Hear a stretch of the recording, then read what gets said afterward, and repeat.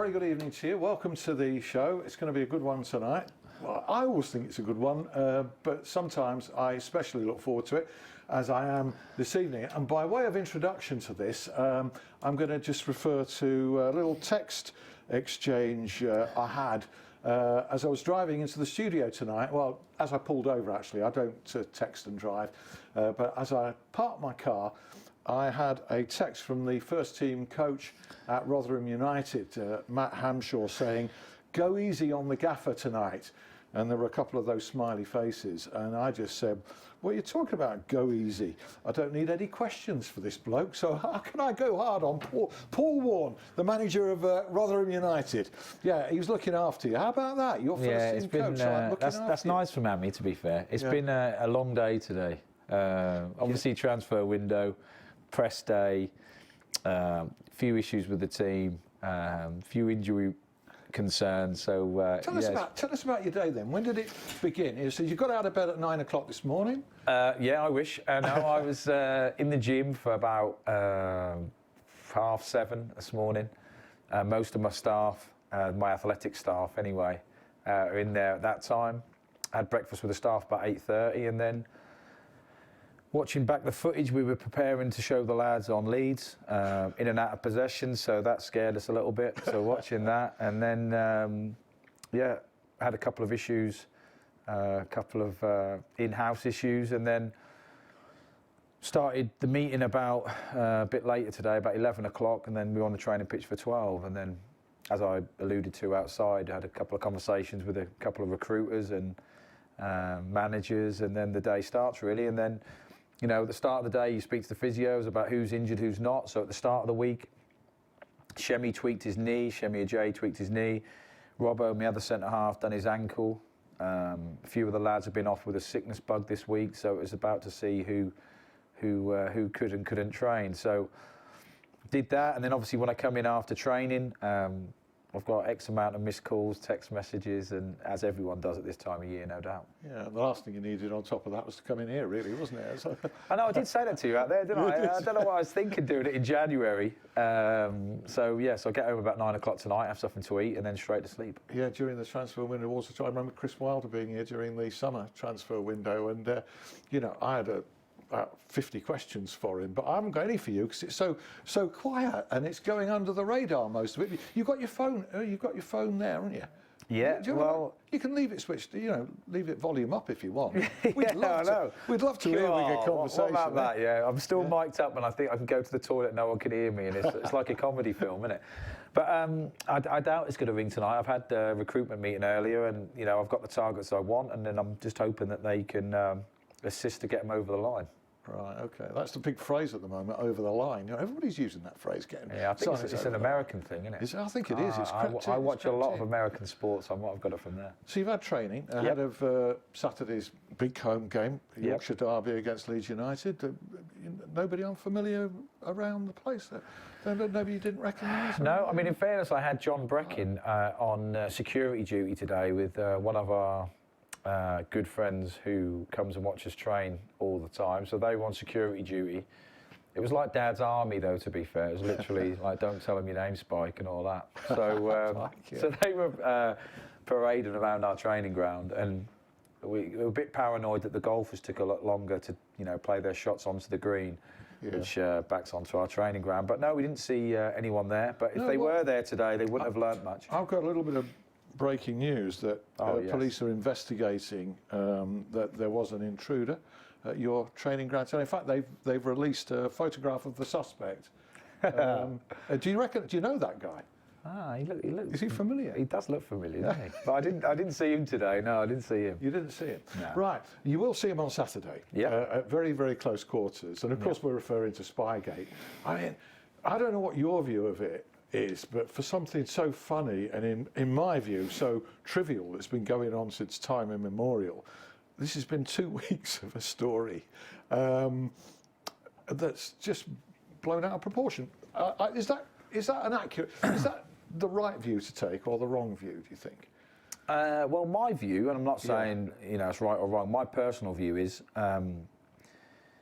he's always done it. It's part of his culture. Yeah. rightly or wrongly, but let's be honest, if I now went and managed in America, I would still take all my principles and culture from here. I wouldn't completely change into an American overnight. And he's just trying to get the edge.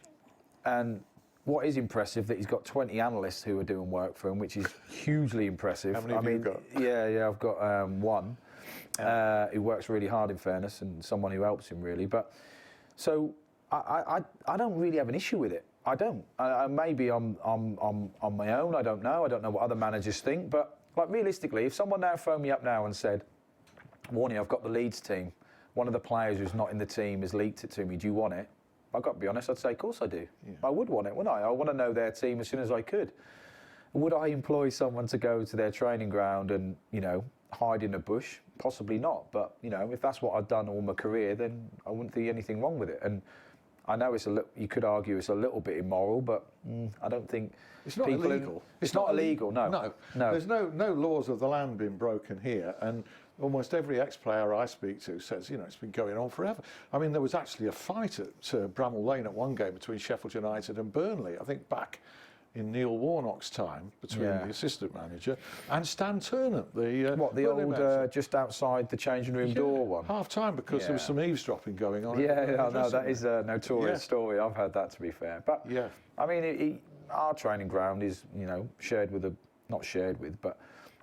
beside the golf club. So anyone could come down to our car park. You can't stop them from standing there. But like I said, we haven't done it. But tomorrow we might give the lads some wigs and some fake moustaches and wear different kits and try and mix it up so they can't guess. But I mean, realistically, at this time of year especially, I could virtually name you what I think his team will be, and he could name what he thinks mine is. Obviously, if he knew every set piece we were going to do, but he's just trying to get the edge. And in fairness to him, he's top of the league, so he's not got much wrong. No, and when you say, well, I might be alone in this view, you're clearly not, because 13 clubs haven't signed, I think I'm right, 12 or 13 clubs haven't signed the letter of protest to the Football League.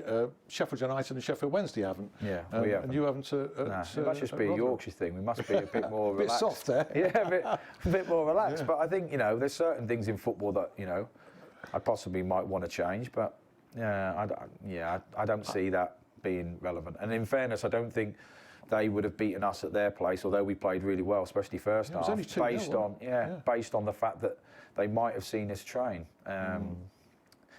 And in fairness, how we train and how we play sometimes are not the same thing. So I don't know if it helps watching us train or not. Which is better, the training or the playing, usually? Usually, ironically, playing. On a Friday, I've had it many a times on a Friday where I'm thinking, God, the lads don't look focused to me. And I think all managers have this a little bit. And you get a bit paranoid, a bit worked up, thinking, like, they just don't seem right. And then, I speak to my coaches, think, what do you think today? And they went, I thought it went really well. And I'm like, I'm not so sure. And then, the next day they perform out their skin. So I think you can read too much into things. They're great. My team, my group, my staff, players, everything are brilliant to work with every day. So, and I know everyone says that, but it is sincerely the truth. Yeah, I think you put it into perspective. As we finished the Spygate conversation, that I think I read in the press that you were saying, oh, if I found anybody there from Leeds, I'd get them a cup of tea, take a cup of tea out for them, which is rather... And I think if the clubs really want to make a meaningful protest over that, they should just go up to Leeds training ground and watch and get invited in, because it follows that Bielsa's not going to kick them out, is he? Well, no. But some of them other training grounds have like security before you even get in. Yeah. Whereas we're more welcoming at Rotherham. Get yourself down the slope when you can see for fun. Well, it's a fantastic game to look forward to. You've got the window that you're living with, but only now for another week or so. You'll be glad to see the back of that. Yeah. Leeds United, I mean, it strikes me looking at this game that one of your best performances this season was in a similar sort of game against Sheffield United, where you drew 2-2. They were fortunate to get out of it with a point, I think, by common consent. That sort of performance that you'd be looking for this weekend. Yeah, we were excellent against Sheffield, in fairness. I think they were happy to get a point, but we scored late on, didn't we? Really late on. So I think the scoreline flattered them possibly, but it was a really good game. And I have no complaints with my players, and I say it to them all the time, that I'll always be there to shake your hand after the game, always. But you have to give me everything. That's all we ask. We tactically try and set up as well as we can. We have to try and, allow for the opposition, but we have to try and impose ourselves. But it was a really good game, and I think since I've been at the club and since we've been in the new stadium especially, that in the big games when the opposition bring a good away following and our fans get right into it, it's a brilliant atmosphere. I mean, you've been to many a game there, haven't you? Yeah. That it's a sellout that more often than not my team turns up, and hopefully a good performance against an excellent team on Saturday, could cause a bit of a shock. But I think everyone writes us off before the game even starts, so we'll have to wait and see how it goes. Okay, we'll come back to the subjects of that game later, because there's quite a bit to sort of go over. Sheffield Wednesday have a new manager about to start. He's currently in Barbados watching the cricket. Goodness me, there were, I think, 7 wickets down when I was preparing for this show earlier. We'll get an update from James in part 2 on that. Any Steve Bruce connections other than that? Obviously you're from Norfolk and Norwich, and he played for Norwich. Any connections? Yeah, he was a ledge, wasn't he? The only other connection I've got is when I done my coaching badge, started my coaching badges in Belfast. Alex Bruce, his son, was on the same course as mine. So on our group WhatsApp, all the coaches were on it. He kept sending us pictures of him and his dad like drinking on holiday, and it looked like a great lifestyle, by the way. Yeah. And also, in fairness, when we were in the Championship the last time, Steve was really good to me, because I asked him about a player, could I loan him and all that, and he said, look, speak to me again in the summer, and I did, and in the end it didn't happen, and he came up to me in the hotel and like wished me all the best and all that. So in fairness, out of a lot of the high profile managers, he's one who definitely gives you the time of day, and I think that's why he'll go down well in Yorkshire for sure. He's got the people skills, that common touch, feel, man management, whatever. And predominantly the teams he's managed have done really, really well. So and that doesn't surprise me. The lads want to do well for him. I think he treats them well, and he has really good coaches around him, which is like essential for success. And like really like if you're a Sheffield Wednesday fan, I think you've got to be excited with him coming in. Yeah, success is all relative. There's a feeling around some clubs that it has to be bought, and Sheffield Wednesday are wondering which way forward now with the financial fair play issue. That's sort of, but actually you can build it, can't you? People say, oh, he's used to big money, and he's not always had that. At Villa, I think he made a profit. So it can be built over a time. Yeah, there's different ways for success. Obviously, if you want instant success, and that's the world we live in now, obviously if you've got a billionaire throwing absolute ridiculous amount of money, it doesn't half help. However, if you look at Leeds, and I know they've spent a lot of money over the years, but in fairness to Bielsa, he's sort of had the same players as last year. It hasn't been a massive turnaround of significant amount of players. Yeah. However, through his tactical nous possibly, they look physically fitter to me, and they might be more motivated, I don't know, but they're playing really, really well. So some managers can tap into a psyche and get more out of a team, and if Sheffield Wednesday have got a good squad, if he comes in and gets more out of them and certain individuals, then they should do well. That same squad done well a couple of years ago, and it did, although it's not really been freshened. No, that's true. In that time, and they've stockpiled players. You've got Sheffield Wednesday still to play. That's one of them. You're at home, in fact. One of Steve Bruce's very early matches, February the 16th. I look forward to. I look forward to that. Not. Yeah, they're all big games for us here. But playing the Sheffield Wednesdays and the Sheffield Uniteds and Leeds, they're the games that our fans obviously look forward to, and they're the games that I fear, because I want the lads to, You fear? I do fear as a manager, yeah, because I think that I don't fear the opposition. I fear the outcome. And then this sounds a bit melodramatic, but I want all the fans to enjoy being a Rotherham fan. So I want them to turn up and enjoy the performance the lads put on. But I also know that against the Sheffield Wednesdays and the Sheffield Uniteds, the fans don't see the performance; they see the result more. So what I don't want is, a local rival embarrassing us on our own ground, because I understand how much that will hurt the fans. Good friends of mine work at the club who are Rotherham fans, like the commercial director who works really hard. I know that if the team don't win, that affects his work the following week. So it all sort of comes down on us. And although the fans love them games, it builds pressure, not on the players, because the players, we try and keep them away from it. But me personally, I know that when we play Sheffield Wednesday at home, my sleep the night before will be very limited. More so than playing Leeds at home? Yeah, more so. Because of the ironically, proximity. Yeah, ironically, that Leeds are the best team in the league by a country mile, in my opinion. It's almost a free hit. Yeah, a little bit. Yeah, a little bit. It is a little bit of a free hit because everyone expects us to lose. I mean, they played Stoke last week, went down to 10 men, still had over 70% possession, battered Stoke everywhere at Stoke against an unbelievable team. So, you know, it's our job to show the lads that, but then also say, look, but you can cause problems like that. So I'm not saying it's not a free hit because the chairman will throw me up, but not a free hit, but a game where the expectation is lower, put it that way. Yeah. Whereas at Sheffield Wednesday, even if Sheffield Wednesday were top or second or whatever the case may be, the fans would expect a different sort of performance because it possibly means more.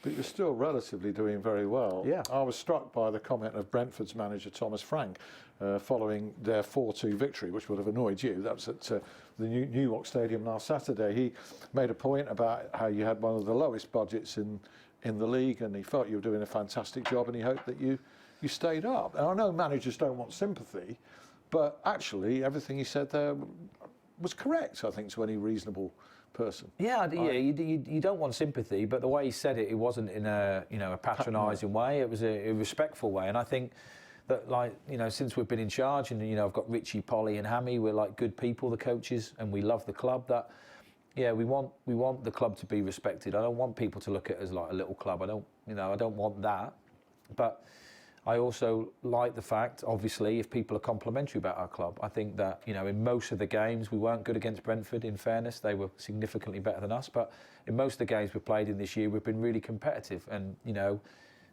we won a couple that we possibly shouldn't have won. But then we've definitely had draws at home, which we could have won. And yeah, you've witnessed them. So I think we've done really well in that respect. So I think if, you know, what we've got and how well the lads have done, I mean, there's still a League One team, really. We haven't really changed a great deal. And they finished 4th in League One, so it isn't like they romped the league or anything. And the difference in standard's massive. And if the lads keep competing and it can go down to the wire and we can stay up, I think the achievement is pretty monumental, to be honest. As big as you've had. Bigger than getting promoted last season, do you think? Yeah, I definitely think so. I think the league now is like a Premier League 2. I think that through no one's fault, but when you go to the Premier League, obviously, and you come down, you have your parachute payments. It's not just the parachute payments, in my opinion. It's the whole infrastructure, the whole training ground. Everything is improved. You know, like at Swansea, for example, they have individual pods for the lads to sleep in between training sessions and all that. And all them little things sort of add up. So I think if you come up from League One now, and, you know, no disrespect, but if a Scunny comes up or something like that, the gap is getting bigger and bigger and bigger, and it is definitely hard to compete. And I think it's like a Premier League 2. Yeah. Doesn't make it any less exciting, don't get me wrong. You want to be in it and you want to be fighting, but, you know, it's not a level playing field, in my opinion. No, I mean, you're a couple of points above the bottom 3 still, which is great. You know, if you can finish in that position. Yeah, I had someone email the other day said, because obviously we take defeats hard, like everyone does. It's only 1 win in 12 at the moment, which I don't need to tell you. But no, we're not. I mean, in fairness, we're not winning enough football games, but that isn't through lack of effort or desire or preparation or any of them, you know, words I can throw at you. It's just the fact that sometimes we get outclassed, and unfortunately, you know, in the recent games, take Man City aside, we were excellent at Bristol City. We lost when we went down to 9 men, you know, very late on. We were excellent at Ipswich. We had, 18 attempts on goal to their 2, but we still weren't fortunate enough to put it in. And sometimes it's the width of a post. And, you know, the lads are giving us everything. There's no complaint from me at all, and I'm proud of what they're trying to achieve for everyone. And you've got some very good players, and I will come on to that subject in part 2. You know, you hope to keep them. A couple of players there that I'd be surprised if you keep, because having seen you regularly, I think I know how good they are. Yeah, I mean, you've got to keep that quiet, though. You don't have to tell anyone. Oh, well, everybody knows, don't they? Everybody knows. And also, crikey, over 2 years in the job, which is a major achievement in itself. You know, the way that management is going these days. Your phone's been very quiet during part 1. We're coming towards the end of part 1. Is that how you like it? Yeah, I do. Mind you, because it's busy all day, so in the evening. There's that striker you're trying to bring in, you know that. I know, but it's out of my hands now, so when I leave here, I'll make a couple of calls. But you're not going to have him on the show, so we've got something exclusive for part 2. No. Well, just sit here with a little photo of him like that. We'll be back in 5 minutes for more of this. See you then.